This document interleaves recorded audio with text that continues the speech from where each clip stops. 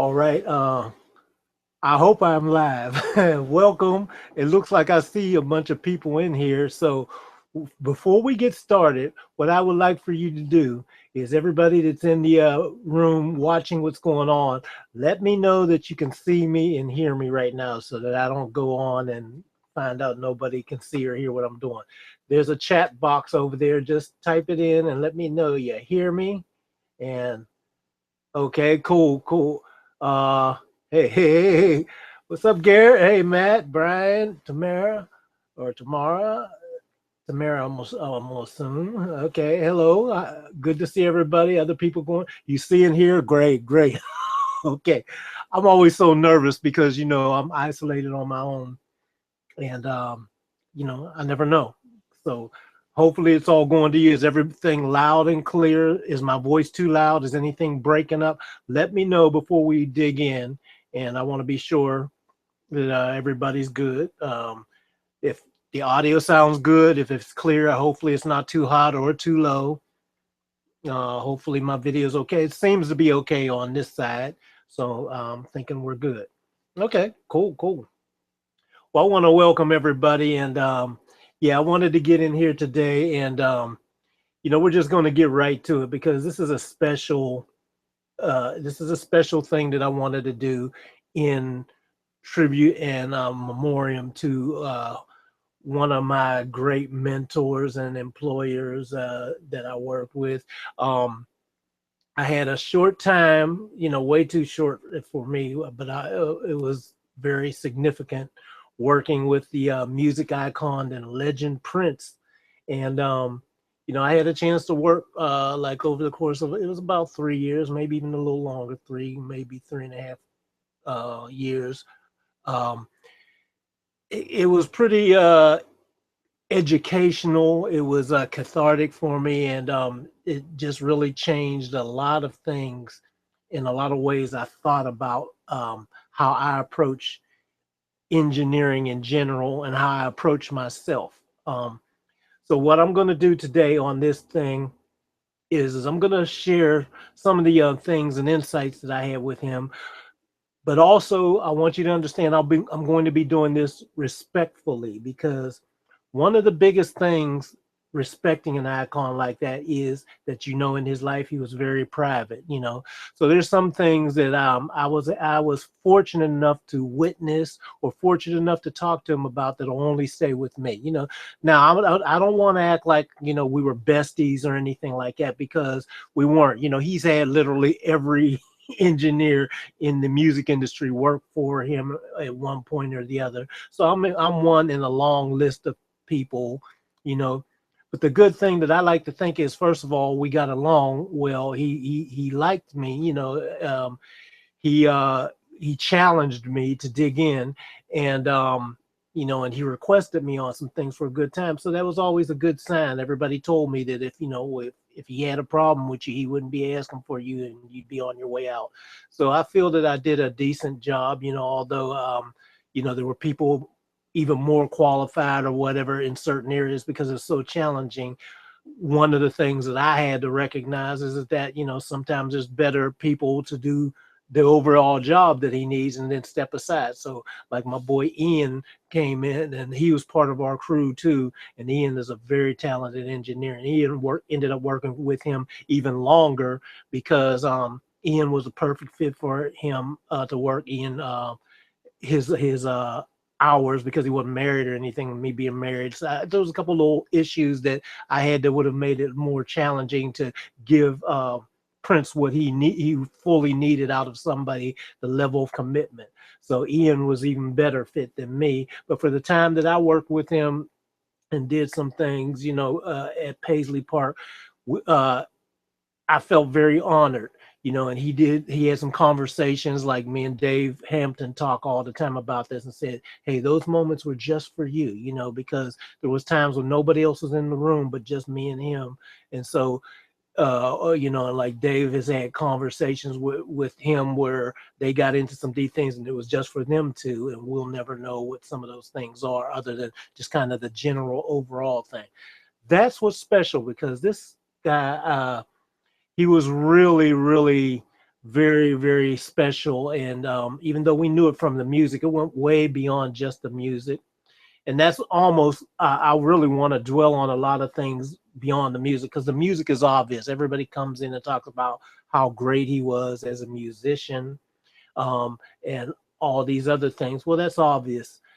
There was other great things, like I used to do things like Bible study with him because he's a Jehovah's Witness. And, my mother and my sister are Jehovah's Witnesses. Well, my mother's passed now, but at the time, they were in there. So over the course of the years, I've always had an open mind. I toured with bass player Larry Graham, who was like a second father to Prince as well. He's a Jehovah's Witness. And I would sit down and study with them a lot of times on different levels to get information, and just I enjoyed it. I really I've studied with a lot of people, though, as any of you that know me and have been with me for a while, that when I was with Herbie Hancock, Herbie's a Buddhist, so I studied with Herbie too at different times to just learn more about, because I just want to get better on whatever my life path is. I've done the whole Christian church thing and gone through that as well. So I have my own relationship with God and whatever that means to you. But for me, it's like crossing paths with people that have this spiritual closeness and are trying to get better. That's ultimately what I want to know when I leave out here. I can have a better relationship. So anyway, I'm going to get off of that because I want to dig in and talk about some of the lessons that I learned that helped propel me through what I was doing. Now, before I do, I want to check in. And first of all, guys, I'm going to post it in here. If anybody wants to come in and join me, this is cool for me to do this. And I got you guys on here, and I see a lot of you have shown up, and I appreciate you being here, but you're on the outside. So I really like this to be more of a dialogue instead of a monologue. So I would love for it if you want to come in here with me, to come on in. So I did post the link. I don't know if you can see it in the chat box, but I'll post it again so that you want to come in, if you got your video camera and all that where you can come in, I just now put it in there on the side. If you click that link, you'll be able to come on the in. I hope, I put the right link in there. You'll be able to come on the inside and join me. And then maybe talk about some things as we go through this. I'll go back and forth and open it up where you guys can talk to me a bit on maybe some of your thoughts on some of the things I'm talking about. So anyway, let me fill you in a little bit on the story of even how that this whole thing transpired. So just so that you can kind of know the journey that I went on. So I've had a chance to work with a lot of different people over the course of the years. So at one point I was working with Herbie Hancock, and my boy Dave Hampton, he was working with Herbie Hancock before me, and Dave was doing the technical stuff and some of the recording, but Herbie needed somebody that could be in there, so I ended up working with Herbie at his home studio for years, and Dave was the one that recommended me for that job. Me and Herbie got along for years and worked together, and then Dave came one day and told me and told Herbie and got some advice from different people that he had been contacted about the possibility of going to Paisley Park Studio and talking to Prince, and then he got the call and actually talked to him over the phone and was able to go out there. At some point in the future, I'll let him tell you his story of how much he wants to tell you of it and everything. But the overall thing was he got this call out of the blue for one of the biggest stars in the world, because Prince has literally had everybody come through there at some point as well and try to get his studio fixed and together. And so David was somebody that got the call as being recommended as somebody that could be trusted to get the job done. So Dave got this gig and he was very excited. But at the same time, he knew that to make something this monumental come up, he had to assemble a team of people he could trust. And Dave and I have been friends for 30 plus years now. And he knows that he could trust me to really look at things in a whole completely different way than what he looked at it. So he went in and he has a very technical mind. I have a technical mind in a different way, but I'm also the creative from the point of view of being a musician that turned engineer, So I could think you know, and be kind of the surrogate for a lot of thought processes that could help Dave enhance and get it, because nobody can think of everything. So okay, great. I'm glad you came on in. Now your mic is going to be muted. We're going to make sure you stay muted while I talk, so we don't have any feedback. But when you wanna when we open it up and everything, I'll have you open up your mic, and we'll talk back and forth and everything. So anyway, Dave put me on, and then he called a couple other trusted people to get things done. Everybody had a role that he needed as he was thinking and outlining what's going on. He went to Paisley Park and saw what was going on, and things were, you know, in need of various types of repair at the studio. This is a huge facility, and it covers all aspects of the entertainment industry, not just music studios. You know, we had the video parts of it. He had his music club going on at the time, and a whole bunch of stuff there. And you know, over the course of the years, it's been decades now, you know, things end up, you know, falling into disrepair and need to be brought back alive and all that. So you have to go and find out what's going on. And here's the challenge too. You know, there weren't many, a lot of the original people that maybe knew what was going on, like say back in his heyday of the mid 80s, you know, they weren't around anymore. Some of them were hard or impossible to get. Some had passed on, things like that. And documentation and things like that are sparse and scarce to get a hold of. So Dave had to do a lot of detective work, and you know, he was challenged with a lot of things. So, you know, my thing was to help him think in a lot of different areas that he might not be able to just pile it all into his basket. So we both went out there and looked around, and you know, and then some of the other crew came in to cover different areas and everything. So fast forwarding, as we started getting little things together and everything, you know, all along, Prince has been out on the road touring and getting, you know, reports about what's going on. You know, we were in there getting things done. And, you know, one day when he finally came back in town, you know, because when I first went to Paisley Park, he wasn't there. He was on the road. So, you know, even though I had met him previously on the road, because the way I had originally met him is I was out on tour with Larry Graham, and we were doing a gig with Sinbad and Earth, Wind and Fire and all of them.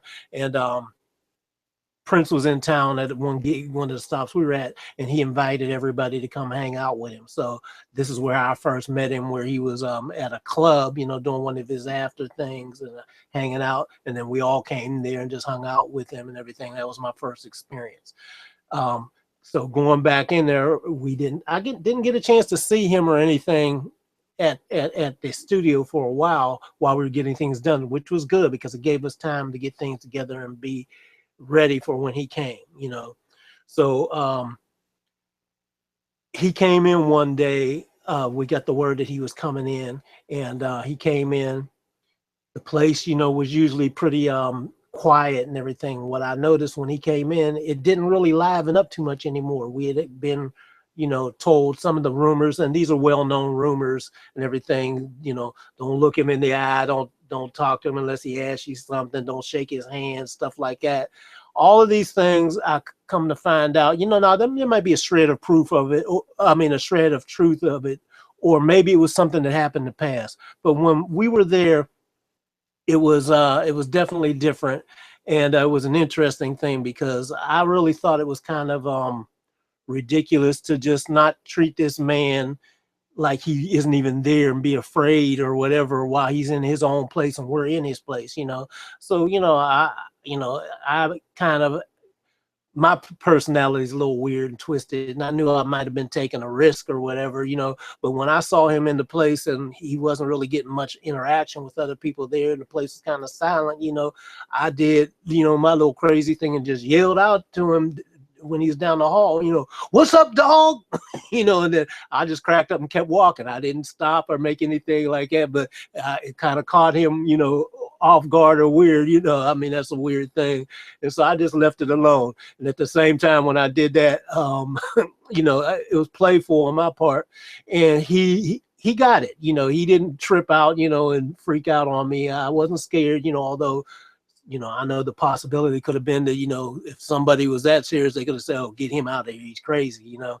But no, it wasn't like that. I really didn't feel like that in my heart, that, you know, from what I knew of him from afar, from having get that slight little meeting with him when we met with Larry and all that. I didn't get that he was as tight as we were being told, that we just couldn't do anything and just walk around, you know, and walk on eggshells all while he's there. I just didn't get that feeling that that was that deep, you know. And so you know, he ended up talking to me at some point, getting me in the studio. We were in Studio B of Paisley Park, I remember. And I was doing some work in there, and he came in there and was just kind of hanging out, you know, just watching what I was doing. He picked up the guitar. He wasn't talking or anything. He just picked up the guitar. You know, it didn't plug it in or anything. Just picked it up and just started playing and jamming and everything. And then I just kind of stopped in my tracks and couldn't believe what I was hearing. You know, this guy's killing it. And you know, I just looked at him and I started grooving along with him and everything. Then kept trying to act like I was working, but how can you work when that's going on? You know, I think he might have been, maybe he was testing me or whatever, but that's like what Dave was saying. That's one of those times just for you to just kind of see what's going on. And then, you know, we talked a little bit or whatever, you know, he cracked a couple little, you know, mild jokes or whatever, but just kind of, but he didn't know me. So, you know, I guess he was just kind of trying to see what kind of person I was. But I felt really honored, you know, but at the same time, I was there serious to get some work done and do my thing. So I could kind of tell he left and walked on and everything. And it was very interesting to me. So at the same time, you know, I just thought, wow, what just happened? I just had Prince literally give me a personal concert, you know, and then he walked out, you know, nobody else was there. So it was just for me. So, you know, I'm sure other people have gotten that kind of thing too, but like I said, it was special because it was just for me, you know. So anyway, one of the things that when we went out there, and I'm gonna put a couple of things here, because one of the lessons that I learned over the course of being there with a guy like that operates at the top level. First of all, you know, I have to say about myself, you know, those of you that know me, if you know me, you know, I'm confident in what I do, but at the same time, you know, I don't get full of myself. I'm always thinking that I could be better. I always think that you know, there's somebody that is better than you out there, except for being you. You know, so I'm confident in me that I can be the best Khaliq, and Khaliq's got something different that nobody else in the world has. So that's one of the things that, like, I when I'm talking to you and want to present this to you, I want you to walk away with that part, because that's my gift that I can give to anybody. Because trust me, I was written off as not being able to do anything, and not ever going to accomplish anything. You know, I grew up in the projects, y'all.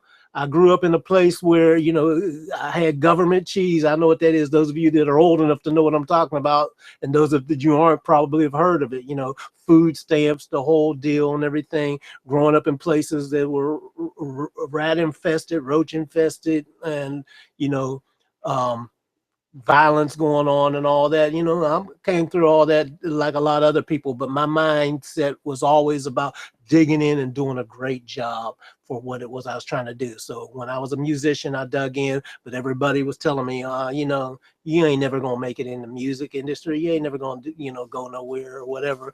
But I was able to make some good inroads in here. And then after I became an engineer, oh, you know, you ain't never gonna be able to do this. And I was actually even blocked out of some things. So, but as fate would have it, opportunities knock and open for you, even when you don't expect it. Sometimes when you think you don't deserve it, that thing that goes on in your mind that can tell you that maybe I don't deserve it, maybe I ain't good enough and all that. I went through all this. I still go through it. Even I think that's a lifelong thing. Sometimes you don't think you have enough, and you don't think you know enough, or you hear somebody else is coming and they're better than me and all that. And you have to always remind yourself, but you're the best you. And if you keep being that, that's all that really is necessary, you know, because nobody can replicate that. So anyway, getting back to what I was saying on the lesson, it was about learning how to, well, let me put this up. First of all, one of the biggest lessons I learned for this is this. Oh, no, not that. Let's put this one. You got to stay ready so that you don't have to get ready, okay? Stay ready so you don't have to get ready. That's a big lesson. So when we first got called to Paisley Park, you know, me and Dave was going along just trying to assess things, and before we left, we tried to know all the possibilities, especially Dave. David literally carried all kinds of stuff to be ready to go. Me, I didn't know what to expect. David already pre-gone there. So the bottom line though is that I think we were both already ready in a lot of areas. We both knew um, a lot of technology answers that we could reach for to pull out of a toolkit if we need it. And we didn't know what we were facing.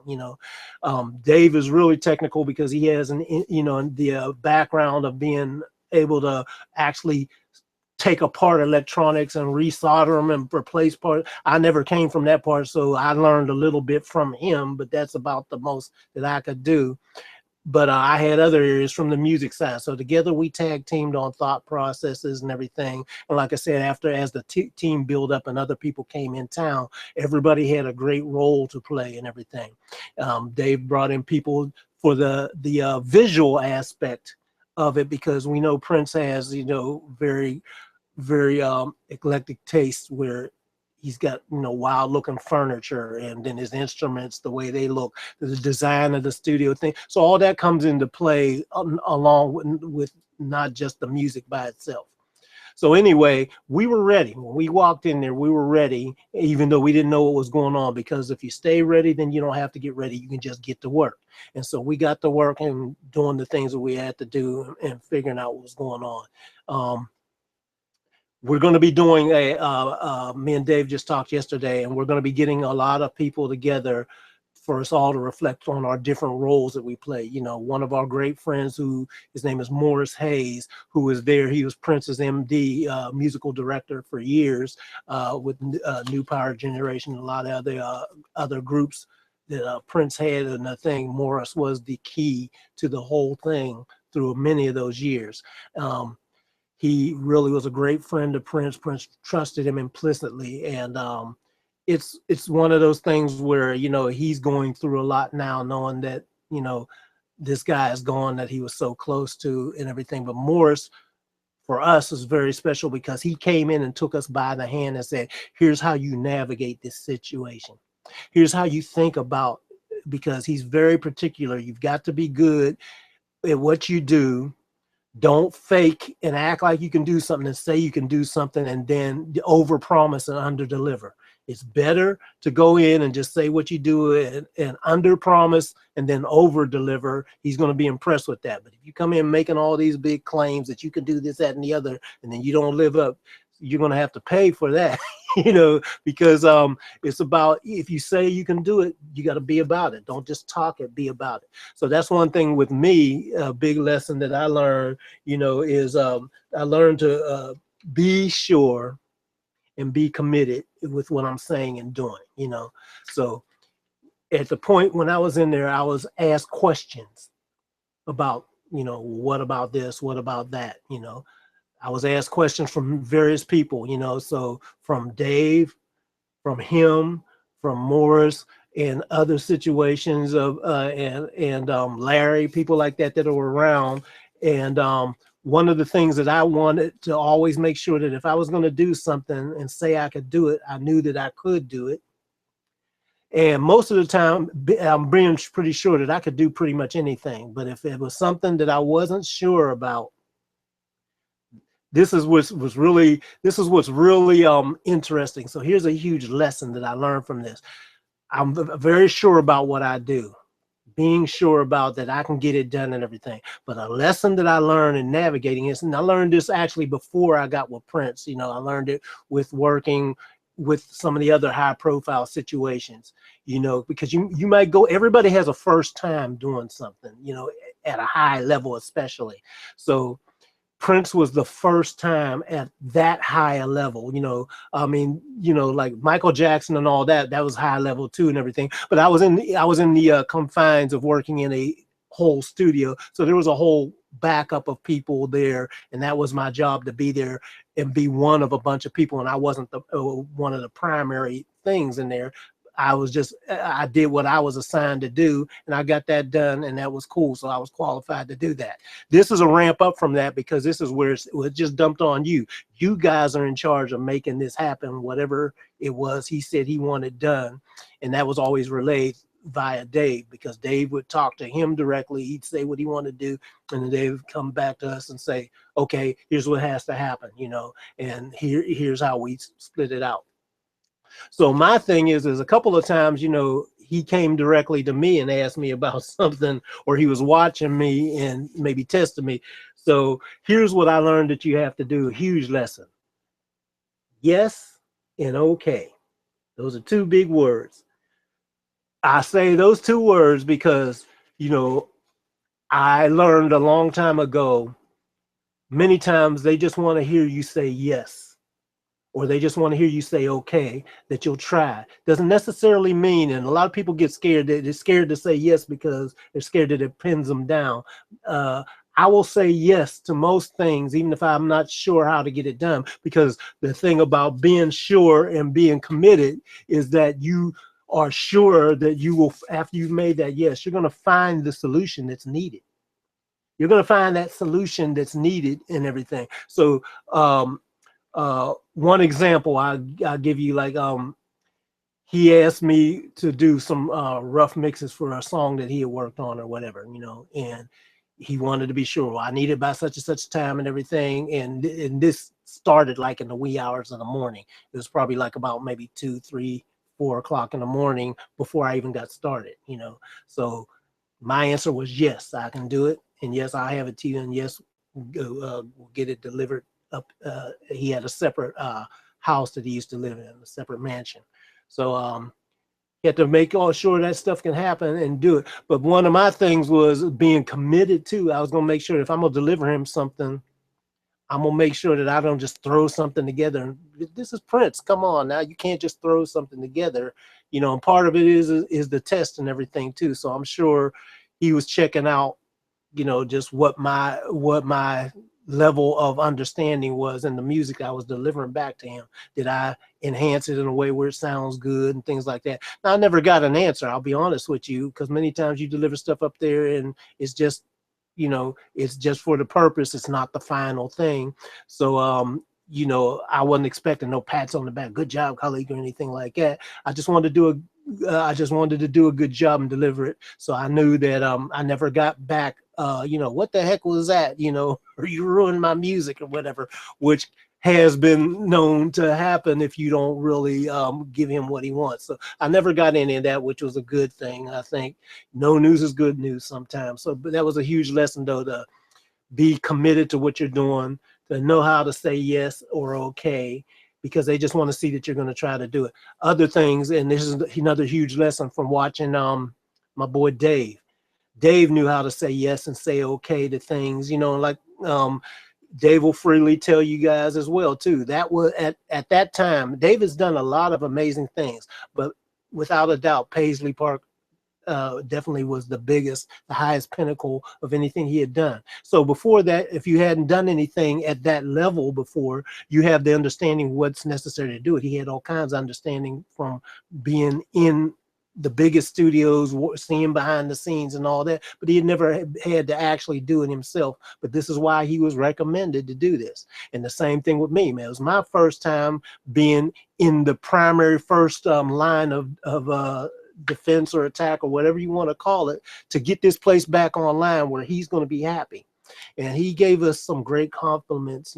These are, like I said, I won't get into the deep things, but I also want people to understand that this is a guy that, he has so many layers of complexity to him that he goes so much farther than just the music or what you think you see in front and everything. And I know I only see, like I said, I wasn't besties with him. I was just one of a bunch of other people in there, but he showed that he could be a friend at different times. He did things where if he appreciated you, little things like we get invited or get some little gifts or get some little treatment that was just kind of a nice little thank you. You could tell that, okay, you don't, like I said, you don't expect all these grand pats on the back, but you get a thing that acknowledges that, okay, you're cool with me, And so I feel appreciative of that. I know all of us do, because it didn't have to be that way. You know, it was very easy that if you weren't living up to what was needed in that situation, or you didn't have the right spirit, you'll be bounced out with a plane ticket or whatever very quickly. And so that never happened to us. You know, we stayed a long time, and even long after we left Minneapolis and came back to LA, you know, we got called up to the 3121 here and his other places that he had ongoing. So that's a big testament. And you know, I just wanted to express some of that. So anyway, let me go in and I'm gonna check back in with you guys. And if any of you guys want to jump in and maybe say a little something, I got that link in here. I'll paste it in one more time. Come on in and say something about what you think and some of your thoughts. I wanted to give you some of my thoughts about this whole situation, but I want to get a couple people in here. Anybody want to say anything? Evans, what's going on? How you doing, man? And we got Marty and Nahum, and who else we got? We know we got Garrett, we got Sherry. Hey, what's up? So hey, anybody want to come in and say anything? If not, I'll go ahead and just keep on you know, talking about a couple other things, a couple other lessons that I learned. Okay, so we talked about you know, staying ready so that you don't have to get ready, you know, and part of staying ready. So here's another big tip that I learned. You know, I learned that you got to do covert research sometimes, you know. Now, what do I mean by that? Okay, people at this level, I was having a conversation with Vince Wilburn, who's the nephew of Miles Davis. And if you haven't seen, you should definitely, I want to recommend everybody go see the Miles Ahead movie that was made about Miles Davis. Anyway, Vince was talking to me about the same mentality that Miles had, you know, and I know a lot of the other people I talk about have too. Vince told me at one time he had to sit in and play the drums in the situation, high level musician surrounded, and he had to be just ready to go. And you know, so that's getting into, yeah, okay, I can do it, and you got to do it and find out what's going on. But the covert research that I was talking about, you know, I found myself in that situation where you're thrown in as you got to do it, but maybe you don't know everything about the situation at the time. But this is where you may have to do covert research to find out what it is that's needed to fill in the blanks, because nobody knows everything. You know, as long as I've been around, I'm still learning right now and everything. But what I found is on that high level is if they task you with something, they don't care how you get it done. So, you know, but they don't want to necessarily know, okay, I got to go research it out and find out, you know, they just want to hear, yeah, I can do it. I can get it done. And when they come back, it's done. So what I'd have to do in many instances, and maybe we all had to do at different times for certain things, is if we didn't know the exact answer, we knew we could get to it. We might kind of know it, but maybe we need to refine and build on what we already knew. So a couple of times, you know, I may have had to go and find out something or refresh my memory on something that I already knew, but I haven't done that in a long time. But you never tell anybody at that level that you don't know or you don't remember or anything like that. You got to be ready to go and just dig into it. And even if you get thrown in, you got to be ready and act like you know. Even if you don't know, you'll most of the time figure it out. Evans has asked me, what was my first day like? And you know, my first day up there, me and Dave was literally walking around, and the place was like kind of dark, all the lights off, the power and everything. We were walking around and our jaws were dropped in wonder. Wow, look at the size of this place. Wow, look at, you know, just the design of this place. This is a beautiful, all these things here and everything, you know, walking through the atrium or whatever, you know, walking by the doves, things like that, you know, a cage full of doves and things like that. You know, he used to every now and then, like, every year, I guess it was, or just periodically, he would have an open house for Paisley Park where people could come in and kind of see what's going on. So, I'm telling you about a few things that were amazing. There's a lot of people, especially in Minneapolis, they were there. They got a chance to see. But for me to be in there walking in and walk by the cage with the doves and stuff like that, that was just special, man. It's a trip. Um, and that's what when he passed, everybody said the doves are crying now and everything. And it's like every night every day, every night, we would always hear the doves cooing away in there and everything. The place that was as much a part of the music. The voice of the doves was as much a part of every bit of music that comes out of that place. That was a sound that just was in the halls, and now don't I think about it, because it's white, like, well, hey, Sue's here too. Great. I uh I love thinking about and remembering some of these things, all of us going through at different times, and little things like people didn't know, and I didn't see it because, like, Morris, I didn't see enough of it, but I saw a taste of it.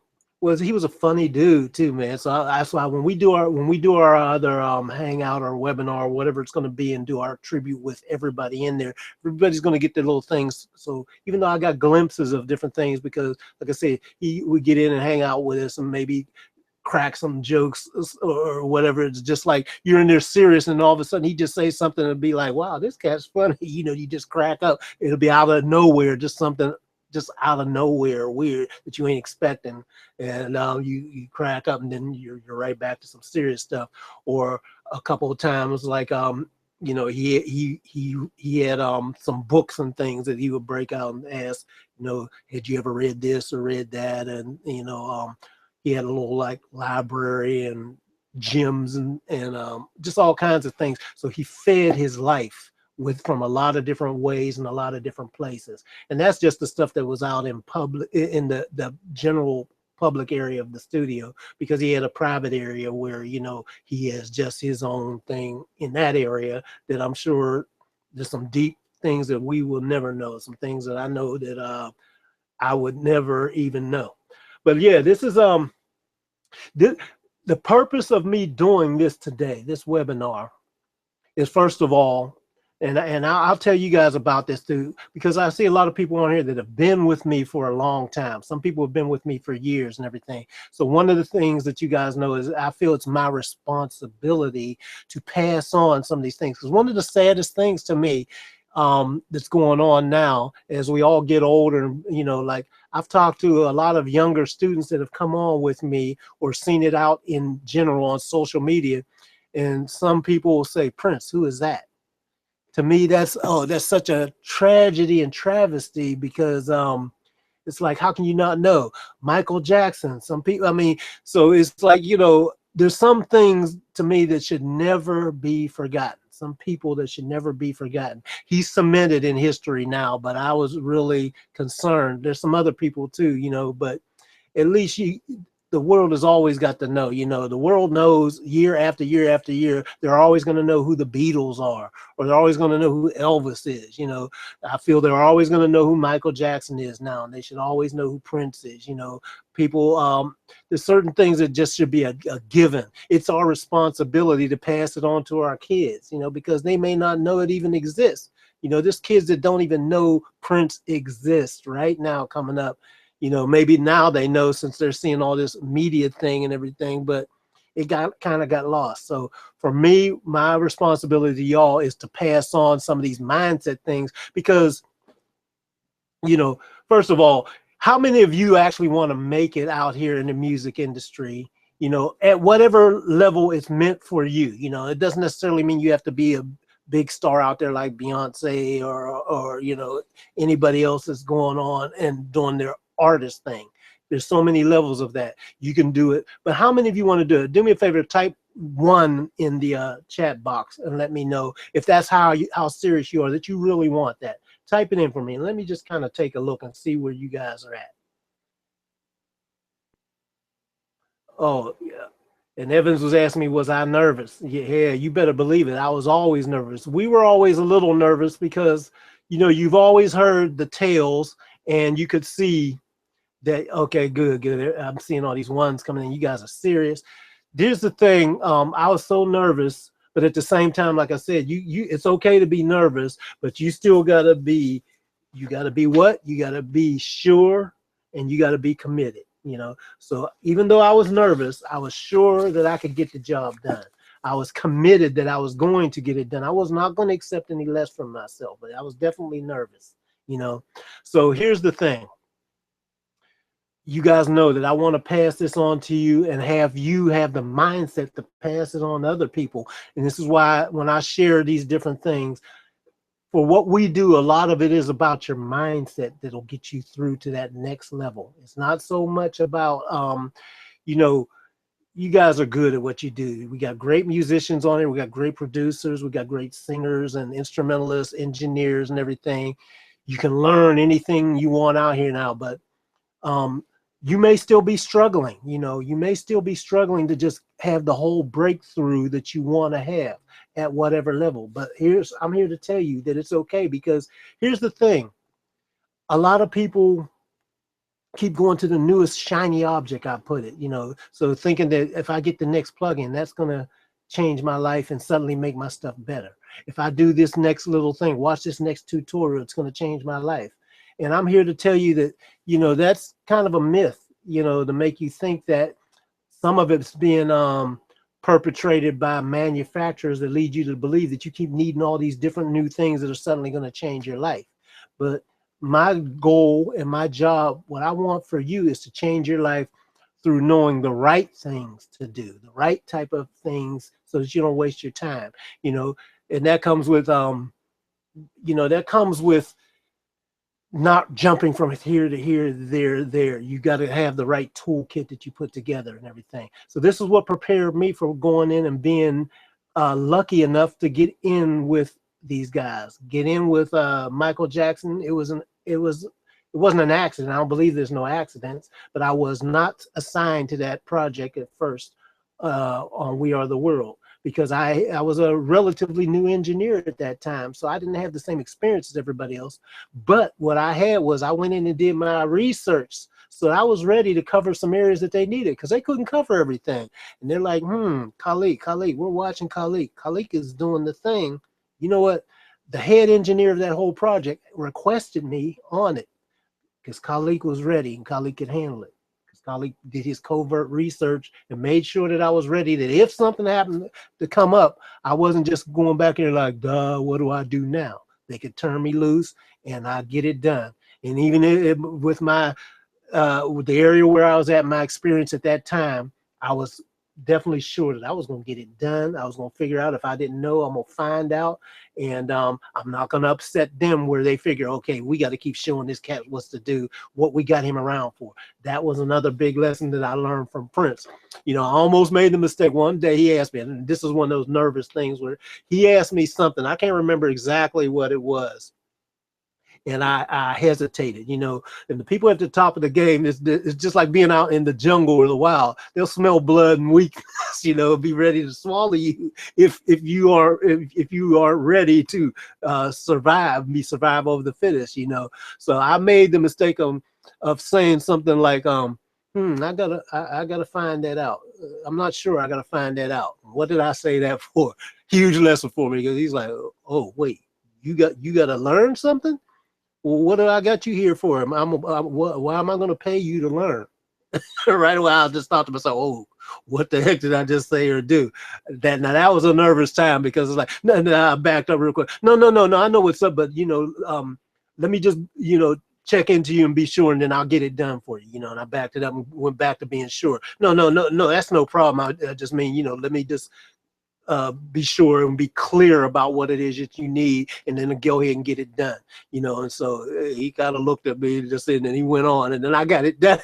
But I just thought to myself, it's like, oh, you almost showed weakness there, that you didn't know what was up. And so like I said, when you do that that one thing, it's got to be covert research. You know, nobody had to know. He didn't have to know that I needed to refresh my memory on. So he asked me on something that I actually did know, but I hadn't done it in a while, so I wasn't sure. So it's like, you know, I wanted to go refresh my memory. And I was watching the Braxtons one day, and I think it was the Braxtons Family Values. And no, it wasn't the Braxtons. It was Mary Mary. I love Mary Mary, watching them on there. And Mary Mary's show. And it was Tina, when she went through this big thing with her and Teddy.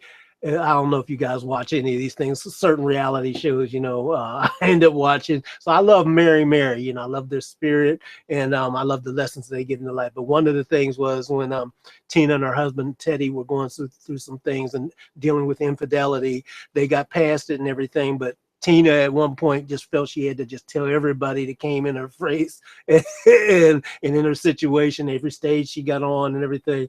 And Erica was just like, Tina, tell some, save some, you know, just tell some, save some. Everybody don't need to know it all every time and everything. That was a big lesson to me. Tell some, save some. So I did that.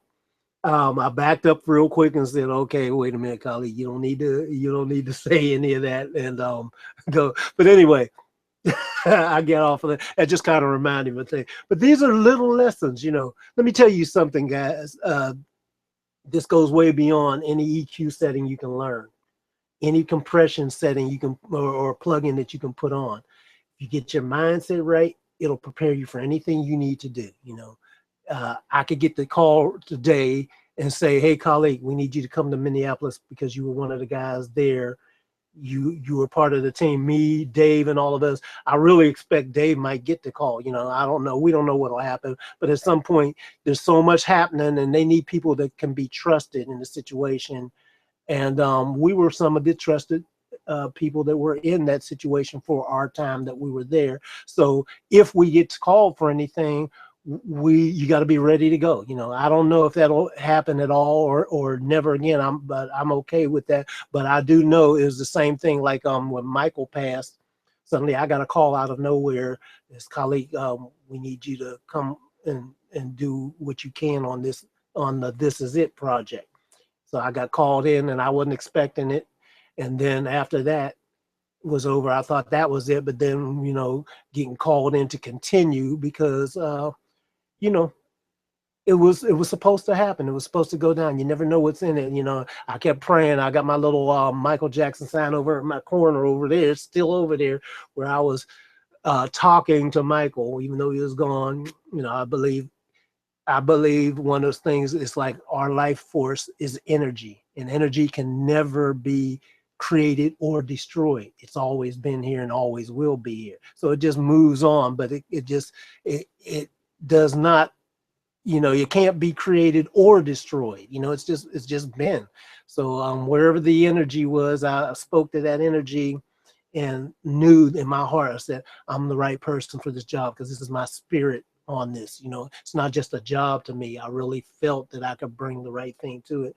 And then whatever the forces that came in, God looking out for me, the heavens opening up, angels coming my way, that led me to being part of an integral part of the whole process. And a lot of other people that were way more qualified than me, way more Grammys, way more hit records and things like that. But I was the right person for that job at that time. I really think because of the law of attraction, means, you know, your spirit magnetizes things to you. So this is a big part of what I want to give to you guys. But anyway, but I don't want to go too far off on that and getting all woo-woo. Okay, so one of the other lessons, and I'm going to kind of go a little bit off topic here, because when we went and learned some of the things that were needed in each studio, one of the biggest lessons I learned was from the Prince situation, was how the people were around it. So like, number one, I take my boy Dave Hampton. He was one way, and I just sat back and watched how he was and dealt with him being challenged with some of the biggest challenges, and knowing that Dave's mind is clicking and sorting it all out in real time right then and there. And then he and I would talk and brainstorm afterwards. That was a big lesson to me, just watching from the peripheral of what goes on in a whole big situation like this. I watched my boy Morris Hayes, who had been with him for years and really trusted. So I watched how he interacted with him. So here's a huge thing. And this is something that Dave reminded me, that he said that he learned the biggest lesson from dealing with Herbie Hancock. And then when I realized that I learned that same lesson too, by proxy through Dave, but then directly through Herbie Hancock, becoming an observer of what's going on around the people that you are trying to support. Not just them. You should focus on them and look at them and look at what they need, how they act, how they react and all that. But look at what's going on around them too. See what's good, see what's missing, what's what's stirring and agitating the pot, and what calms the whole thing down. And if you are aware, most people just simply aren't aware of what's going on in those situations. So this is one thing that I learned. So one of my contributions is a very small one, but it was very significant to me, is that I saw this in many times too. When I work with a lot of stars and everything, there's a lot of stars they kind of expect people to be takers all the time. They kind of expect it because they're so used to it. They've got the money. They're the millionaires and whatever, and they're the big stars. So they're always expected to pay the bills most of the time. They're always expected to, handle this, handle that, and things like that. And one of the things I learned off to the side is that bothers them, though, because they're just like you and I. No matter how good you're doing at the moment or whatever, wouldn't it bother you that if everybody that was around you, they just always expect you to do something, even if you're good and you can? Wouldn't that bother you? And here's something that genuinely comes from my heart. I could be poor as a church mouse, but I feel weird and bad if somebody's always taking care of and paying for everything and all that. I've got to do something. Even if I don't have money, I've got to do something to try to help and give back, just to show, see, I'm not just a taker. Now I had to learn, there was a time when I had a hard time receiving anything.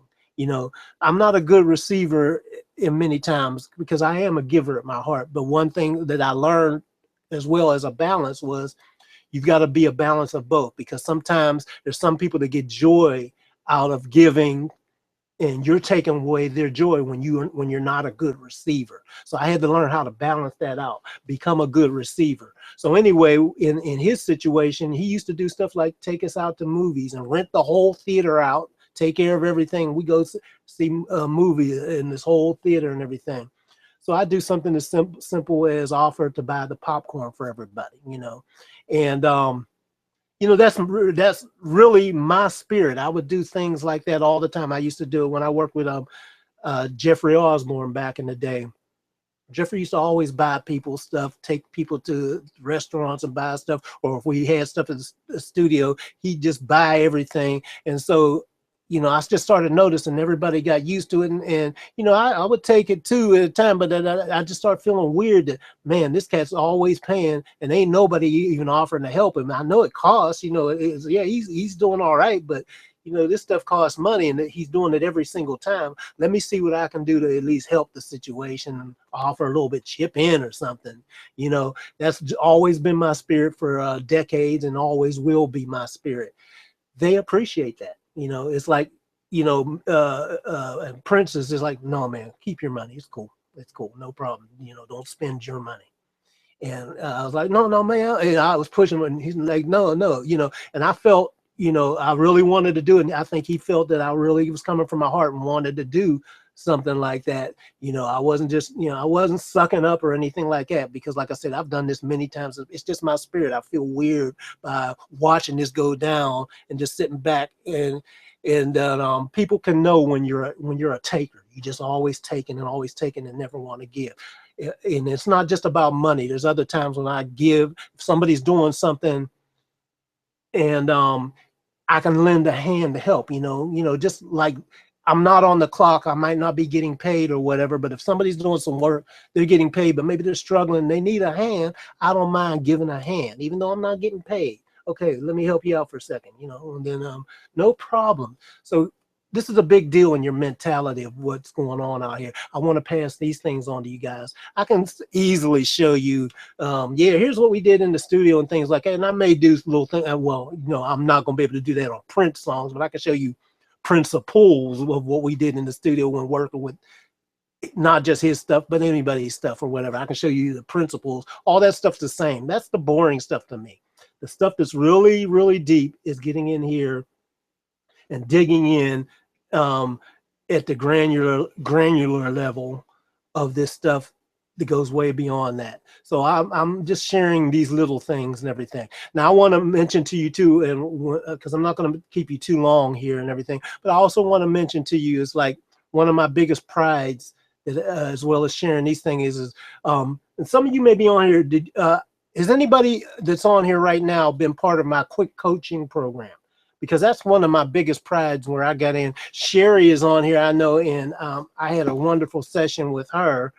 In fact, Sherry, I want to get you on here inside on the link for a second, because I think this would be helpful for everybody else. Are you willing to come in, Sherry, on the link? Because I want to talk about, you know, some of the stuff that I think would be helpful to others. If you're still on, yeah, I think you're still here, Sherry. Aren't you still here? If you are, do me a favor and let me know that you're still here. Type yes or one or something like that. And anyway, I've got the link in the chat bar. If you guys, somebody wants to come in and talk about that aspect, that's a big thing, because that means a lot to people. And I think it means a lot to getting you to that next level. Sherry, can you come in on the link real quick if you're able, if you got your video and your camera and your audio where you can be heard? Jump on in and you know, I think it'll be helpful for people to kind of hear what's going on. And Evans, I got you guys in. Why don't y'all come on in and just join us and everything now, because I've kind of done a lot of what I wanted to present to you as far as thought process behind the scenes, and what, you know, being in a situation like that and with a guy like that, it's not so tensed up and everything. So I want to interact with you guys too. So come on in with me now and let's talk about a little bit of this. Okay, if you can come on in, I appreciate it. The link is right there at the top. And what you may have to do is once you come in, you'll have to there's some settings that'll be at the top of your window. It's a little gear shape that you might have to use it to select your video camera and to select your microphone, or if, whatever it is. Oh, okay, you can't get in? Okay, and Evans, you don't have no mic hooked up or anything. You're shy. How you gonna be shy? You have to, you're a performer.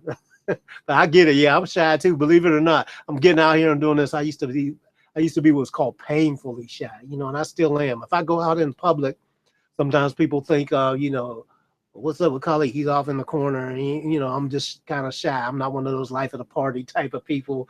So if you see me, when I'm out, many times I'm quiet. It's not like I'm trying to be funny or anything. It's just how I've always been, just kind of laid back and everything. When I get to know the situation and I'm hanging, or if it's a little more intimate situation, like to me, this is intimate. You know, we're all kind of hanging out and everything. So I'll open up and share some of this stuff when I'm hanging with my boys and things like that, or you know, in situations where I feel I can just go ahead and be me. But other times, if it's a big, wide open situation, I might be a little reserved and laid back. So you might think I'm a different type of person than what I really am. Okay, well, I guess we can't get you in. Sherry, when you say you're frozen, you tried to get in and your video camera is frozen, you might need to refresh. Try refreshing your browser. Maybe it'll work. Maybe not. But anyway, does anybody have any questions or anything they want to type into the chat box? And then I'll address some of those as well. Okay. Sue's trying to get in. Okay, that'll be great. That'll be great. And Anybody else? Anybody got any questions? Type something in. I'll be glad to say it. Okay, and if you don't have anything, first of all, let me ask you: do you see any value in what I'm talking about with how you think about your music, your relationships, and where your career is going?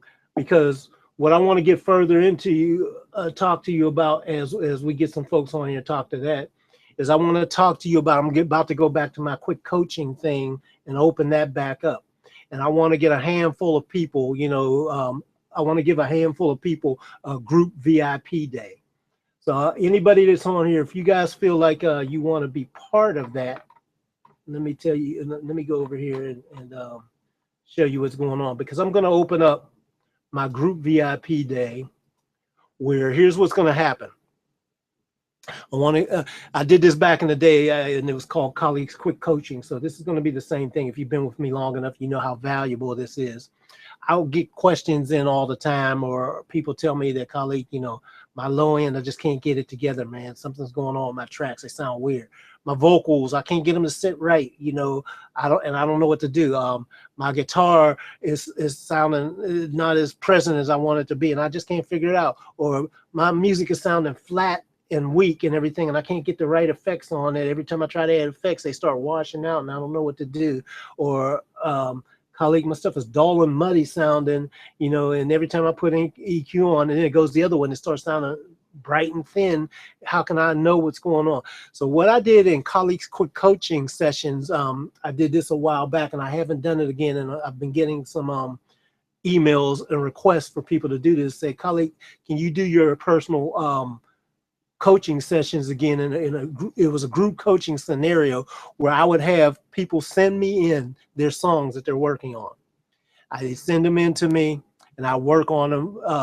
I'd study them before we get on them. Then we'd have one big group coaching call, and then I'd allocate this would be a VIP day, so it usually would take maybe 2 or 3 hours to go through everybody. And I'd spend X amount of time on each person's song, call it up inside my session, and then show them how to approach it with them, get them on there and say, okay, here's the problem that I see that we're running into. So let's look at this. Let's look at that. We'd open it up inside of Pro Tools, Studio One, whatever that it may be, whatever the DAW is, or usually it's Pro Tools, because that's pretty much what I'm using, Pro Tools or Studio One. But I'd take the raw tracks and we'd open it up and we'd approach it.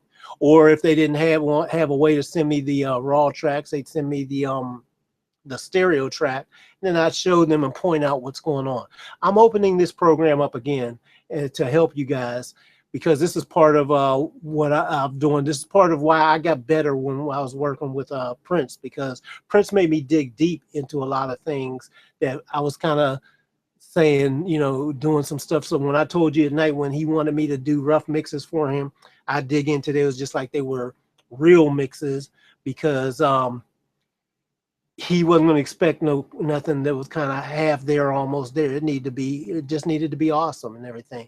So because I took that time, and he actually had to make me stop a couple of times, do some things. He'd see me working on something and just kind of going overly doing it. He's like, oh, stop, man, stop. Just go ahead and send it to me and everything. So that was my work ethic and everything. But even more to the point, other than the work ethic, was what I was looking for inside, what I was looking for. So what I'm going to do is pop this up here and show you guys how you can, oh, wait, it ain't showing up in here for me. Okay, I'm gonna have to, I thought I put it in here, so I'm gonna have to create it on the fly here. But what happened was, I want to do the Colleagues Quick Coaching and do like a 3-hour VIP day for you guys, where you will send me your tracks. You can either send me the multi-tracks, whatever DAW you're working in, or if you got some raw tracks and you want to start from scratch, we can dig into them and analyze them. I did this with Sherry, and she's on here. We can't seem to get her on to talk about it. But Sherry, what I did with her, and Sherry, you saying you must not be set up right. Sherry, are you able? Did you try getting in with the link? Did you click the link, right? if you click the link and it tried to take you into the Hangout, we should see you come on the Hangout, even if your camera and everything isn't set up right. We should at least see you try to get in the Hangout. So get that far, and then what I'll do is I'll try to talk you through it. Because what will happen is at the top of the box, you'll have to take your mouse and go up towards the top of the window. And then a little drop down will come that has a bunch of icons. It'll have a telephone, a red telephone. It'll have a little gear. That's what you're going to have to click. And then you'll have to use that to select your video camera. And then also there will be a thing to select the microphone, which is probably in your webcam as well. You'll probably have to select both of those. But let's just get you inside the Hangout first. So click the link, and the link should take you in, because I should be able to see you in here, even if you're not doing it. Now, if you've done that and it's not getting in there, maybe you might have to leave the Hangout and come back in, or refresh the Hangout or something like that. Maybe this might be an internet thing. But I'd love to get you on here, because we just went through this with Sherry, and I've done this with a few other people where I've taken them from a blank slate on their stuff and dug in to get them to have an understanding of what's going on. And Sherry, we had a great breakthrough for her. So, Sherry, go ahead and in fact, if you can't get on, just type it in and into the chat box and tell everybody the results that you got. I'd appreciate that, just so they can kind of see, because I want you to get an idea of the value of me coming in there and working on your song with you. Us doing it together is a great value. But here's an added benefit and an added bonus to that. When we used to do this in Khaliq's Quick Coaching, everybody else that was on the coaching session learned from your session. That was the good thing. So like if you're on there and you've sent your thing and submitted, we go through your thing. But then also once your thing is done, we go to the next one. You get to learn a whole new set of solutions to problems to getting your music really kicking and pumping. I'm gonna be able to show you how to answer all these questions, how to get your stuff solid and fat and wide and all this, because I do this all the time with people, and it's the one-on-one that makes it so much easier. The reason why I wanted to kind of get back to this is because what I found a flaw in video training. Video training is good, and it's one thing, but the thing about video training, because it isn't real time and it isn't personal one-on-one face-to-face like we would be in one of these group coaching hangouts or webinars or whatever it would be, is that there's no real-time interaction. So you're just passively watching something that I said from one point of view, and you can't in real time say, oh, okay, well, why did you do that? And or what are you hearing now, Khaliq? And or I can't explain it now based on the scenarios. Well, check it out. Well, here's something else I did, and I ran into this. What do you think? All this stuff can happen in real time. And the great thing is everybody else can hear that stuff as well too. That's an amazing process, because that's kind of like, this is my mini version of Mix with the Masters or something like that, because I don't consider myself, a master. Maybe I'm a mini master. I don't know, but I'm not at the same level of those guys, but it's the same principles. They're showing everybody their thought process. Now, I do know all these things because I've learned with the masters. I've worked with the masters, and all the masters have passed all this stuff down to me. So for you to understand what's going on, we need to do it in real time to get the most benefit. So you need to send in your song, and then I need to be on there with you in real time, and everybody else is watching. You're watching in real time and hearing this interaction and seeing what's going on, and it's triggering stuff in your mind like, oh, wow, I could do that on my song. Oh, okay, I never thought about it like that way. Yeah, let me try that. And that's why I love the live thing. The pre-recorded videos are okay, and they only cover one specific thing, but it's a snapshot in time. Whereas it's live, we can move and zig and zag in real time, and that's a wonderful thing to do that I think everybody will get the most benefit. So Mott is coming in. Okay, great. Another person that I've been with, he's been with me for a long time, and Mott is he's another guy that he has been steadily piling on his learning. He's been to a lot of my different trainings and everything, my live boot camps and workshops, and a great supporter and everything. So like I said, I want to do this again because he told me a long time ago, and I kind of stopped doing it. He was like, Khaliq, don't underestimate the power of your small, intimate trainings that you do with people are very powerful and helpful to people, you know. And so I want to make sure I don't leave you guys out. So I want you to come on in. I'll show you what's, let me try to put together something for a way that you can join me. And if I can't get this going in here, I had it loaded, but it's not showing up for some reason. So if I can't get it in here, what I'm going to do is, oh wait, maybe I can do it now. I'm gonna try to type something in and give you a way that if you want to be a part of this, you can get in. I'm probably only going to take about 10 to 20 people because, you know, of course, I want to make it where I can cover everybody that submits, you know, and you don't have to submit. Some people get on, and when I did it previously, we had like 5 people submit out of like 20 people that we had in there. Only 5 people actually submitted their songs because the other ones were kind of, you know, they just didn't want to do it. They just wanted to watch and learn from other people's case studies. So, you know, you don't have to submit if you don't want to, but you will learn a lot if you want to stay in the back. But I really think that if you submit your song, you're going to get the most benefit out of it. It's going to take you from where you are now to where you want to be much quicker by having the understanding of me working with you right there in real time together. So let me put this in here and give you a link that if you want to go to, you can deal with it. And okay, so let me put this in here. And do me a favor, guys, too. If you got any questions that you want me to answer right now in this Hangout, type them in. I'm gonna just put an add to cart link on here, and you can, oops, do it. Okay. Yes.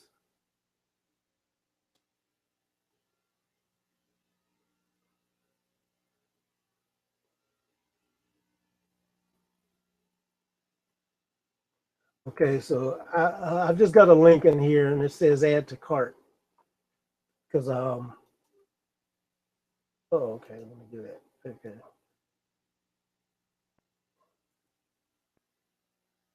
Okay, I'll put on here. I'm gonna say, Coach me, Khaliq. Okay, let me see if that'll come up now. Just play it. Okay, there's a link on there, and that should give you what that's going to do is that's going to, because the other thing I put up there didn't show up. This is a quick and dirty way to get in here. This is where you can just, what I'm going to do is do this. I was going to do it at $97 for a 3-hour VIP day coaching. So if you want to get in and be part of this, I'm only going to let in about 20 people at the most. And you know, maybe even less, but no more than that. Ideally, it's going to be probably about 10 or 15 because that way I can spend more time on each people's thing. You can click on this and then just put a $97 payment, send that to me, and then I'll send you back an email with the details of when we're going to start, do the coaching. We're going to do it probably in about 10 days from now. That's because I have something coming up the beginning of next week. So it'll probably be the week after next. So yeah, it'll be the second week in May. We're going to get started here. Actually, let me look at my calendar real quick because I'd like to get it started actually even quicker, maybe next week.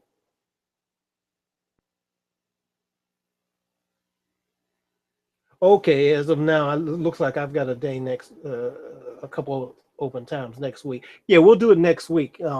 If you guys want to be part of the Khaliq quick coaching and everything, click the button. It's only going to be $97 for a 3-hour session, but more than that, you are going to get in there just like in these hangouts like you're in here now. You're going to be able to get in with me, and I'm gonna work with you on your song with whatever problem is facing you. We're gonna work on it and solve it in real time. And if you're watching, you're gonna see that whole process. It's gonna be recorded, so you'll be able to go back and watch the recordings and learn and see from it in real time.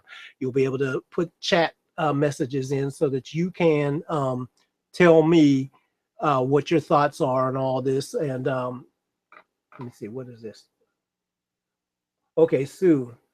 Let me see if I can invite you as a speaker. Maat.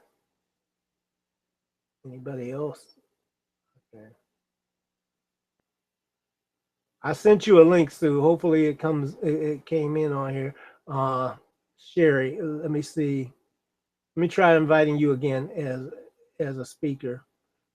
And I'm gonna click on anybody, and if anybody wants to come in, I'm gonna see if I can get them in here so I can make this happen. But yeah, I want to coach you guys. I know this was kind of last minute, so okay. And Rob was asking, did I mix any tracks on an official release? And Rob, no, I didn't. I mixed some of the stuff on behind the scenes on musicologies when I first started and everything.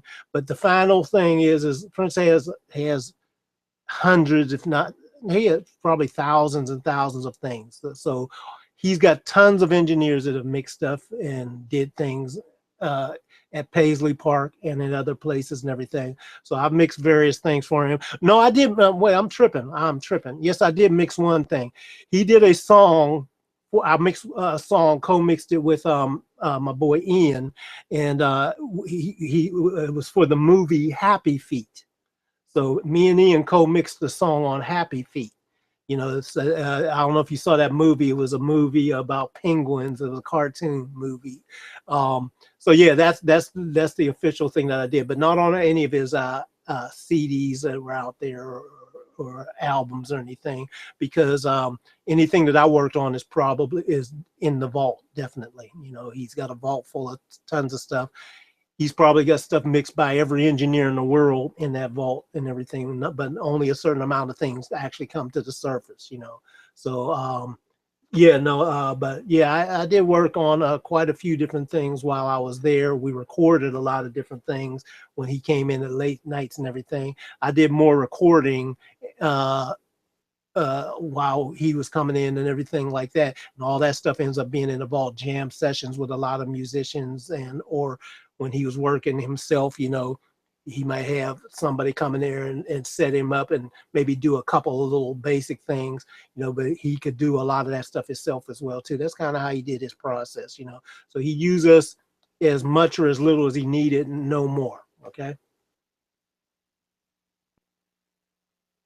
And Tamara, I'm not sure where the accent should be. But anyway, she was asking what was a characteristic of producing for Prince. So Prince's way of producing is, like I said, he's a genius. So pretty much he knows exactly what he wants and just get out his way and let him do his thing. That was his thing of producing, because we would set him up to be ready to go from anything. So he always had keyboard set up, guitar set up. He always had you know, we were ready to do anything. Prince, in fact, scared the heck out of me one time because he was so brave.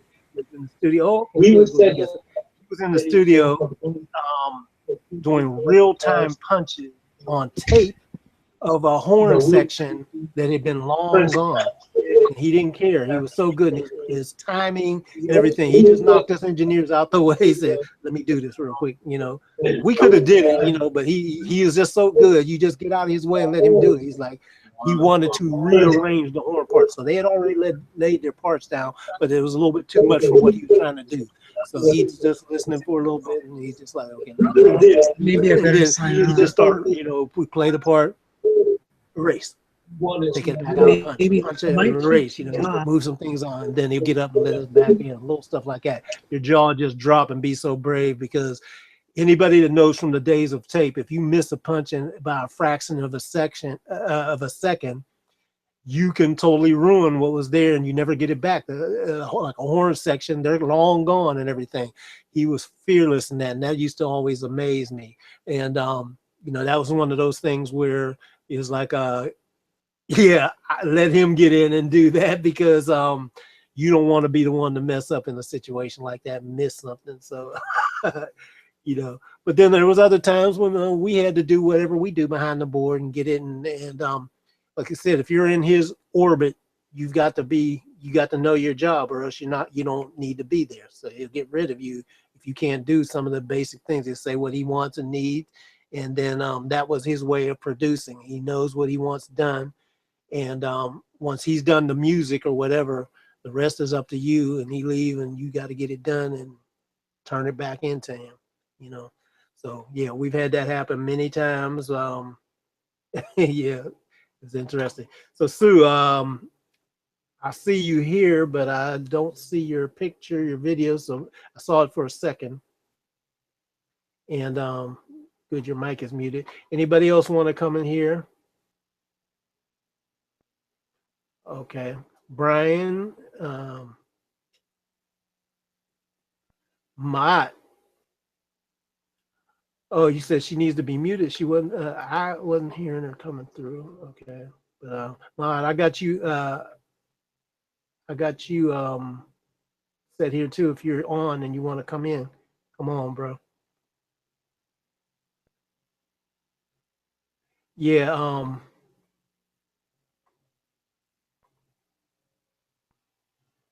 Oh, you Brian got kicked off by Google. Let me on this thing.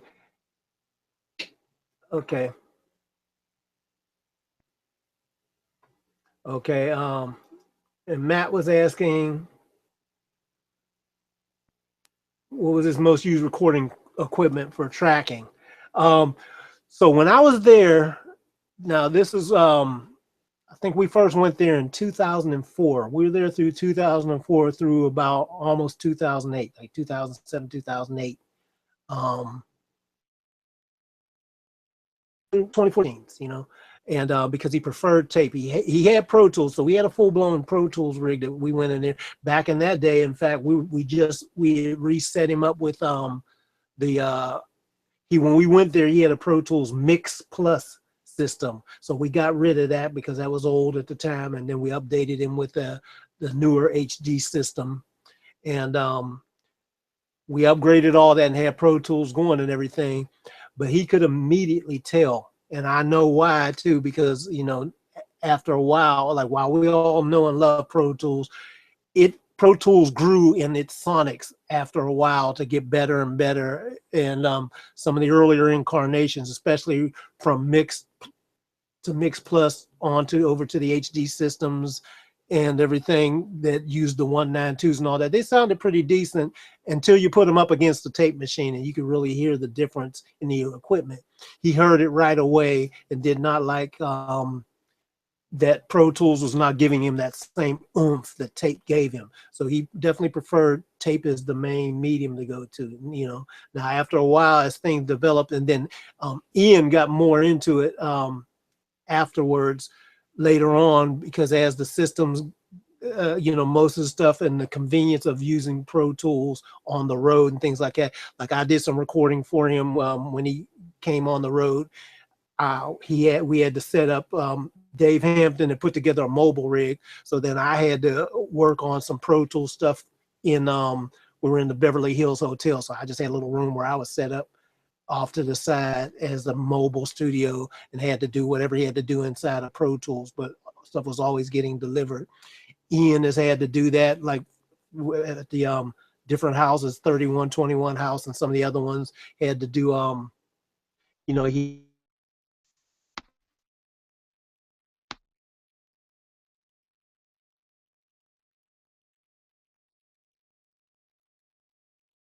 had not a conference room, but I forget what kind of room it was, but he might have, we had to have something, which is what Dave set up, that could get around to any location wherever it needed to be on his estate to be able to record. So it gravitated towards Pro Tools, but when we were at Paisley Park, he definitely preferred to do I'm getting some weirdness with the Hangout. My Hangout is blinking and going crazy. I hope you can see me, because oh, that's weird. Let me turn my camera back on. The Hangout just went crazy. It just went nuts. Mod, are you there? I'm here, bro. Okay, I hear you now. I couldn't hear you at first. How you doing, man? It's been a long time. I'm doing pretty good. I have myself muted. I didn't want to interfere. No problem. something weird is going on with this Hangout, so I think it's about to die. So I just got a message asking if I wanted to join the webinar, like it's doing some type of glitch thing, joining together. Never seen that before. yeah, this is weird. You be doing extra stuff, Khaliq. When we do these hangouts, you do way more than I do, so I couldn't help you. Yeah, You have all this is weird. This is doing some stuff that I've never seen, so I don't know what's going on. But luckily we're near the end, You're good to go so right now. it's okay. Right now, Yeah. you're good to go. My site is saying you're good to go. Okay. I'm Okay. gonna look on YouTube and check, but it's everything says you're good to go right now. You talking to Sue? Oh no, I'm telling you that you're good to go right now. It Oh, looks okay. good right Good. now. Okay. Good. Good. The funny thing is on my end, I don't even see my video, but I can see my audio. My video is not showing up at all, but it's okay. Um. Oh yeah. Evans will say he saw some videos of Prince playing some hellified rock guitar, totally different than his clean. Oh yeah, yeah. Let me tell you, this guy can play anything. He's one of the most underrated guitar players I think that was out there too. He surprised a lot of people with he could play rock, he could play jazz. You know, a lot of people forget that his father was a jazz player, and so he knows all music. You know, Miles Davis respected him. Did you see that? Uh, I was over at Vince's, in fact, and we were just talking about it because somebody had asked Vince, did Prince, the rumor of Prince anonymously donating to the Miles movie, Miles Ahead, that they just did, with Don Cheadle, and he did, and they were supposed to keep it under wraps, but now that he's gone, Vince wanted to make sure to let everybody know that this guy just, and it's just really coming out kind of across the board. This guy donated and helped everybody in many, many, many different ways. He was so very giving and didn't want any credit for it. Didn't want nobody to know anything about it. Keep it under wraps. Keep it quiet. I know when we were there too, it was a lot of the spirit. So unlike a lot of stars that want all these accolades in front of to say, yeah, I did this and I did that and everything. He definitely was one of those rare people that just wanted to genuinely do what he could to help and change the world and not have everybody necessarily know that it was him that did it. Helped a lot of people and things like that. And some of the stories are coming out, and I'm glad they're coming out too because, like I said, my whole thing, I'm telling you guys that I'm one of dozens, if not hundreds, of engineers that have crossed his path. He's pretty much used everybody. So, like, I'm not going to act like I was a bestie with him or anything like that. But I saw something within my time with him, and he saw something within me with our time together that let me know that it was way deeper than what was on the surface. And I'll never forget that he told me too, because we had the conversation about, the challenges that he faced with him, being underestimated and things like that. And he just told me, Khalid, he said, I'm a little dude, but I can get real big when I have to. And I just thought that was so profound for him to say that. I was like, yeah, I could see that. I know, so don't underestimate that cat. He was only 5'2", but he was a giant, you know. And so I want to pass that part on as well too, so that people know that this guy just was very multifaceted and covered a lot of area that a lot of people will never know about. You see it from afar. I only saw a glimpse, and the people that were really close to him, I would talk to them, and they would tell wonderful stories about this cat's spirit, and I would genuinely see it, Now, also, like I said, when people operate at that high level, it can get into, so I'm not going to act like it was all, bubble gum and raindrops and things like that. That was, didn't have its challenges built in. That's to be expected, though. When you operate on that high of a level, you've got to be up to the challenge to accept it. I know I was up to the challenge to accept it because going in, we knew it was going to be, it was going to challenge everything. My boy Dave, I'm so proud of him because I always, I know, what was going on with him, and he only called a couple people when this thing started, me and one other person, and nobody else knew why he was getting this together, because he was really up to the challenge of tackling this. He's going to make sure he tackled it and got things right so that there wasn't going to be no problem. You know, this was the whole thing. Oh, I see what's going on. My system is crashing out here. I'm running out of power, y'all. Let me I need to close something down. Hold on. My system is freaking out.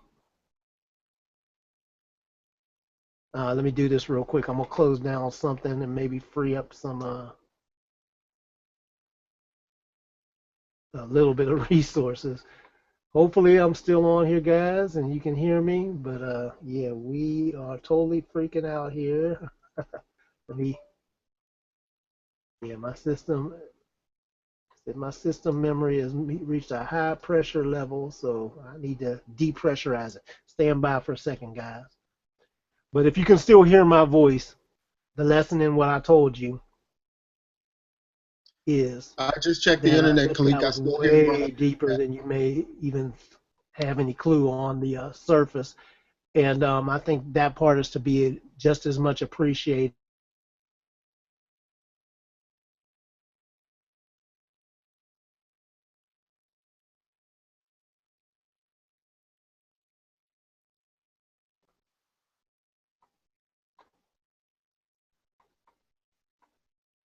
Okay.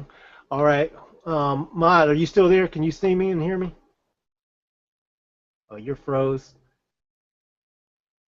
Okay. I still hear you, Khaliq. I just keep muting my mic. Okay, no, that's good. I'm gonna try refreshing my browser because it's totally jacked up in here. Let me do this.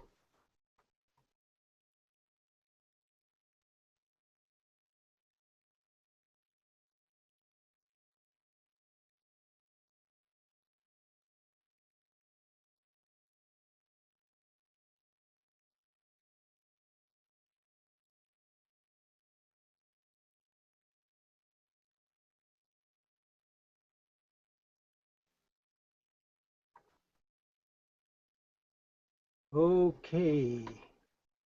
Hopefully I am back.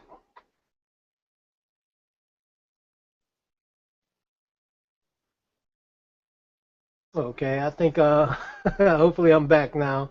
Can you can see me, right, Mott? You can hear me. You can nod or something if you're muted.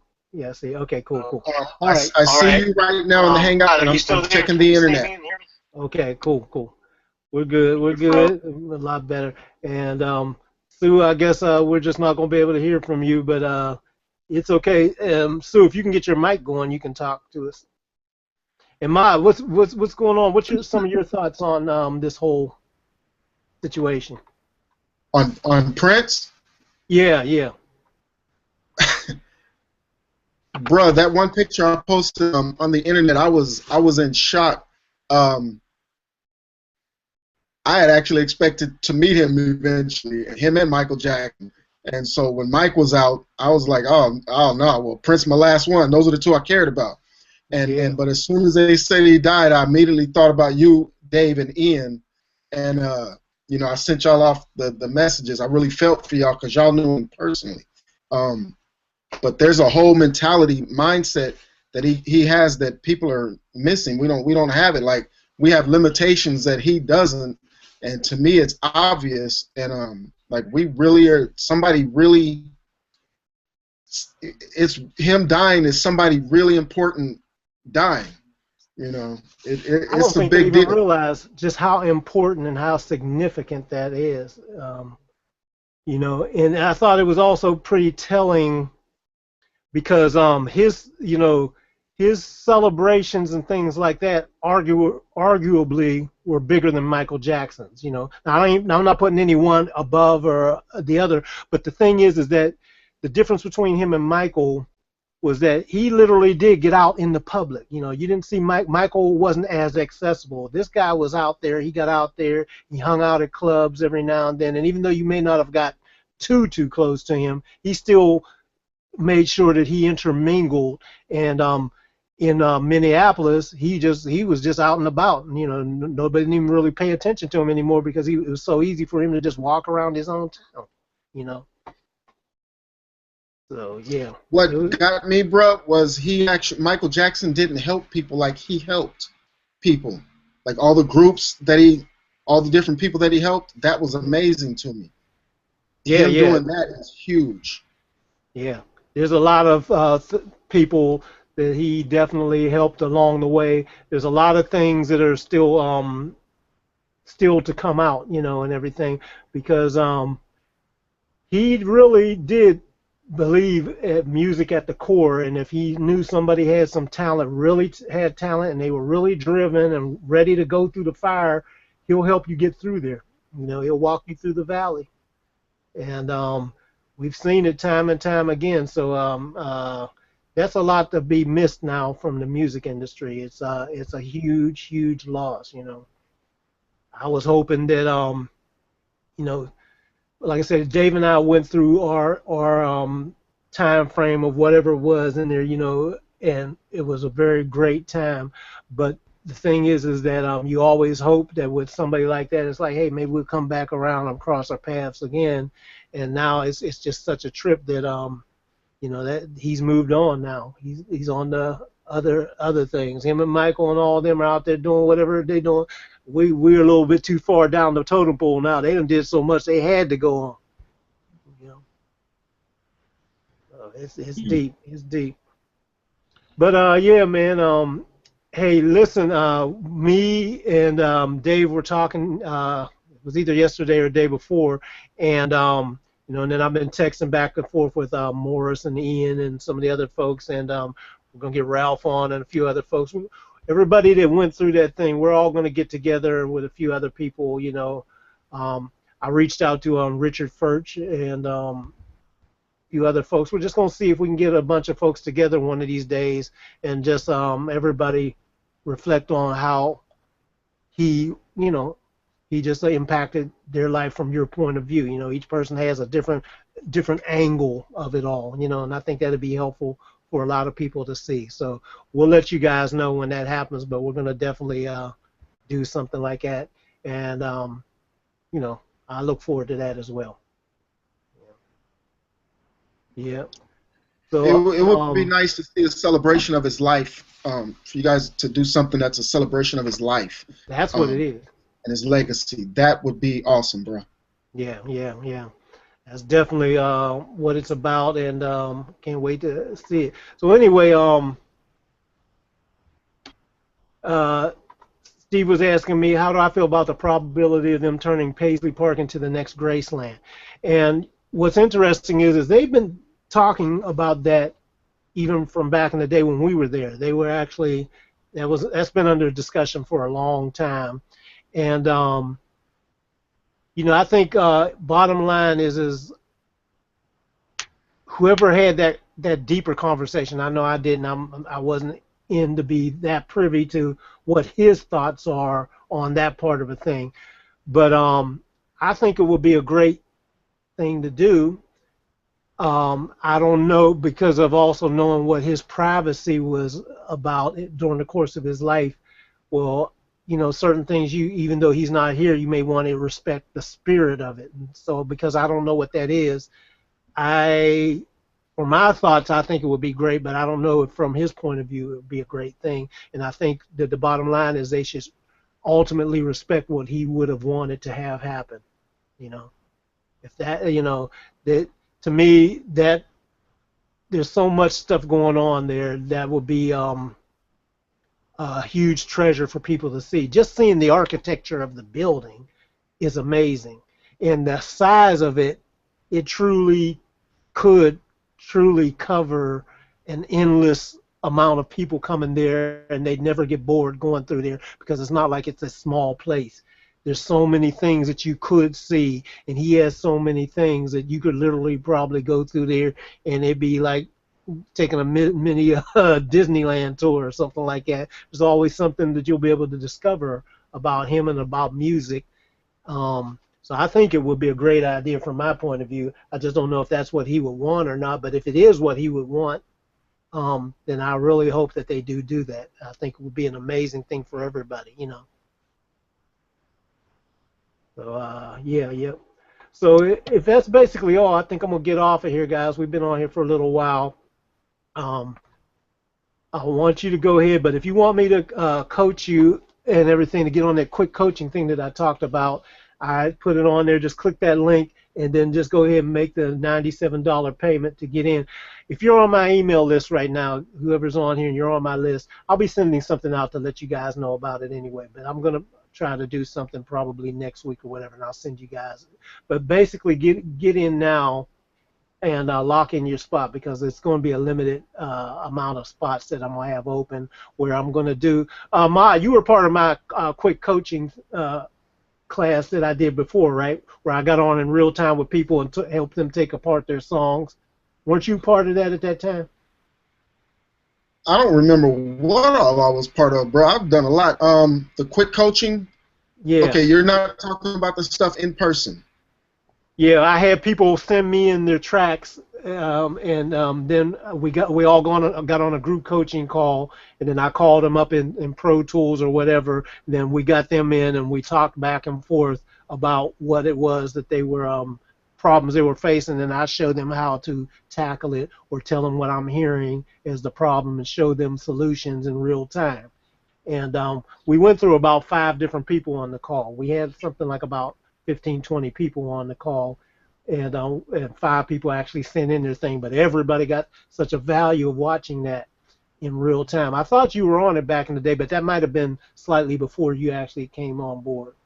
I know we did a Pensadian thing, something like that, but you got to start forgiving me, bro. My memory, I'm 47 years old. Oh, you playing the age card like me now. Yeah, brother. You're going to get more and more. I have done a lot with you, but I don't remember specifically what like that. You know, every time you do something, we get a lot of benefit out of it. But I don't remember if what you did was called life coaching. But I mean, I clearly remember you going through tracks with us. But I think the ones I went through with were the tied with the Pensado thing that was going on at the time, like a mix-off or something like that. Because you've done a lot, bro. Like yeah. I think about it. It's been a lot of years, you know. Well, I'm going to keep going because like I kind of missed that, and a lot of people have been emailing me and saying, Khaliq, the videos are cool and everything, but you know, we need some one-on-one time with you like you used to do in the group coaching. Everybody was just like, the real-time conversation is what seems to help people the most, you know. So, and I get that because that's what helped me the most. I learned the most when I had real-time conversations with people to say, well, why did you do that? You know, or what are you thinking? Or what are you hearing? Oh, okay, I can't really hear the difference, you know, and then I could explain in real time what's going on. So the quick coaching thing is going to be an amazing thing. It's one of my most favorite things to do. I've been kind of doing some of this behind the scenes that you guys don't know out there when people just kind of send me direct emails, and I have a few things, but I said, okay, now's the time to do it at a little bit bigger level. So this is going to be a VIP day, like I said. It'll be at least about 3 hours, you know, where we're going to dig in. And you send in your stuff. You'll send me the multi-tracks via Dropbox if you got Pro Tools or whatever, or Studio One. You can send me the whole session, or if you got the audio files, or if you just have the stereo and you just want me to point out some things on how to enhance it and make it better or whatever. We're going to do all that in real time. I'm going to take it apart and show you how to build it back up to get the most out of it and take it to that next level that'll make it competitive with everybody else, and more importantly, make your mindset go way beyond where it is right now, because you'll start thinking very differently for each situation. You know, everybody's getting stuck on thinking that if they buy the newest plug-in and stuff like that, and they're not getting the thought process quite right. And I want to show you that, because that's what will help you in every instance. It doesn't matter what's going on. I had one person, a student of mine, that got kind of thrown because they didn't have the same setup and they didn't have the same session to match it. And I'm like, no, listen, you're missing the point, because the thought process behind doing this is you should be able to start from scratch. You should be able to go to anybody's studio or if somebody says, hey, hook me up, and all I've got is my laptop, and here's what's on it, the stock plugins, if your mindset is right, you should still be able to get great results because you know how to approach it and not have to have a crutch of your stuff matching up to somebody else's thing. So that's what the quick coaching will help get you to. You'll get better results like that and get it there. You'll get there faster and with the least amount of effort rather than trying to keep guessing. Sue, I want to get you back on, and I saw Evans on here before I hang up because you guys finally were able to get on. So I definitely want to acknowledge you. Come on and talk to us, okay? Well, Evans just ran. He's so shy. He just said, "Oh, I'm getting out of here." He was here, but he left now. Yeah, I saw. Thank you so much. We got him on video. Say it again. I said we got him on video though. I saw him out the corner. Yeah, he was at the corner. You had him on video. Oh, he's back. Here he is. Oh, me? Yeah, oh, man. You know I'm shy. What's up? All right, we got you here. It's all good. Yeah, man. Yeah. I love watching. Get you on with your guitar one day. Huh?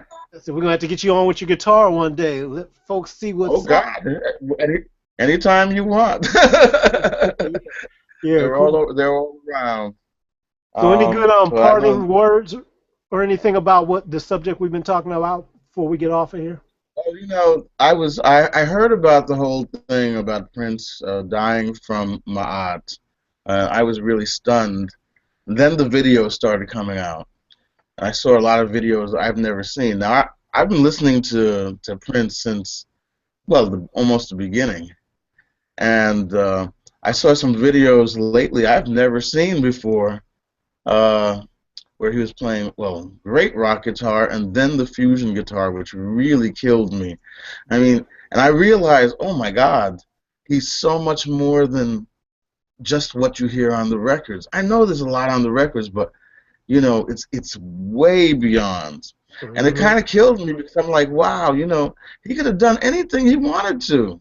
Yeah. And I don't know why, but I bet you it's in the vault, right? He probably has all kinds of so much in the vaults. They said that he has enough music for like the next 100 years. That's ridiculous.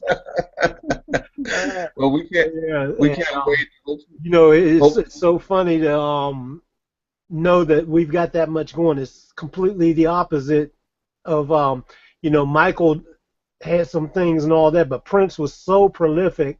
It's like we are never going to run out of stuff from him. Never, ever. As long as we're around, because he made music so much all the time. I don't know how true it is, but I heard on one of those programs saying that he was actually just before he passed, he was on a like a marathon creative process where he was up for a day straight, because he's been known to do that many times, and we were actually part of that, but it was never like that. But it was like somebody said it was like 174 hours straight or something like that. I don't see, that's like 6 days straight or something like that. I don't even see how that's possible. So it might just be a rumor. But at the same time, he was so known for going way past what a human normally could do. I wouldn't be a bit surprised if he was on some kind of marathon like that as well, just pushing himself to be creative, because once you got the flow, you just keep going. We'd be there at the studio sometime, and he'd come in, and maybe it's like 4 o'clock in the morning. It's like he's coming in, he wants to record, and we've been there all day and still all night and thinking that we was going to get some sleep. And it's like, no, we got to get up and get started and get things ready for him to come in, and then have to hang around, and everybody's sitting there and just like, oh, wake up, you'll just be going, and like you just it's just amazing to me that anybody has that kind of energy. Seems superhuman, so I can hang pretty good too myself in most cases, but as I've gotten older, it's like, shoot, I'm lucky to get past 8 hours now. Yeah.